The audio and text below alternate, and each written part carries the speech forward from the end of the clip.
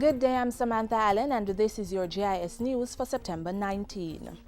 The Customs Department continues to clamp down on persons who under-invoice goods to avoid paying the correct duty.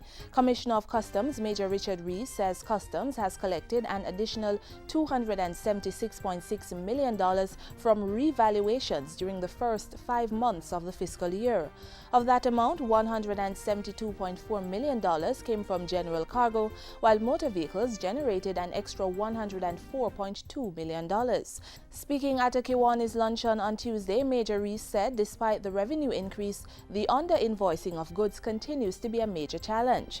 As a result, the Customs Act is being reviewed to increase the penalties for persons who undervalue goods.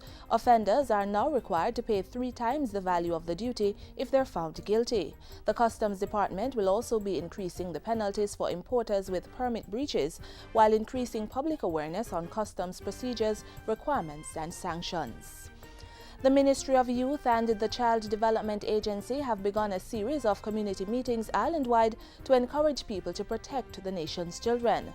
The forums, which are held under the theme "Every Child is My Child," will provide parents and community members with practical and legal information to help reduce the incidence of child abuse. Speaking at a recent forum in Westmoreland, Chief Executive Officer of the CDA, Carla Francis Edie, reiterated that it was time for a collective approach to deal with child abuse. The entire community must begin to take active steps to reduce, rescue, and uplift our children. We also must ensure that we as parents are doing all in our power to protect our children from the many threats in the society. At the same time, Youth and Culture Minister Lisa Hanna is reinforcing the need for parents to be good role models for their children.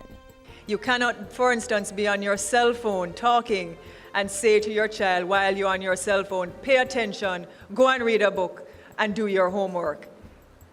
There is something wrong with that picture. If you want your child to have qualities of focus, dedication, and paying attention, you have to demonstrate the same qualities to your child at home.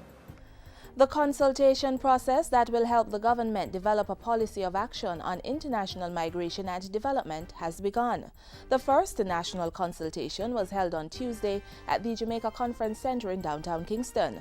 The project is being spearheaded by the Planning Institute of Jamaica in partnership with the Ministry of Foreign Affairs and Foreign Trade, other ministries, departments, and agencies of government and stakeholder groups.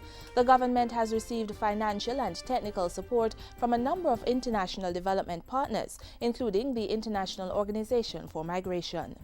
The support is being used to develop this comprehensive policy, which is designed to improve the government's capacity to measure, monitor, and manage international migration to serve the development priorities as outlined in the Vision 2030 Jamaica National Development Plan. Chairman of the Jamaica Tourist Board, Dennis Morrison, says there is need for more effective private sector participation to convert policy into positive economic results.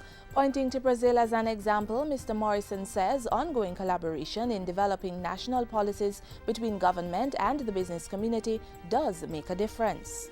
We have good examples of countries who are worse off than us in terms of policy making and implementation, who in recent times have emerged from those days, and I continue to be the optimist that Jamaica, if we pull together, can be one of those in the near future. Mr. Morrison was speaking at a recent corporate breakfast forum put on by the Montego Bay Chamber of Commerce and the JMMB Group. Chief Justice Zayla Makala is calling for a unified approach to clear the backlog of cases in the court system. She says everyone has to have an interest in the court system to ensure the process remains fair, just, and cohesive. The Chief Justice was speaking at the recent opening of the Michaelmas term of the Home Circuit Court in downtown Kingston. A total of 588 cases are down for trial during the term, representing an 11% increase in caseload over the last year. And that's it for JIS News Today. I'm Samantha Allen. Thanks for watching.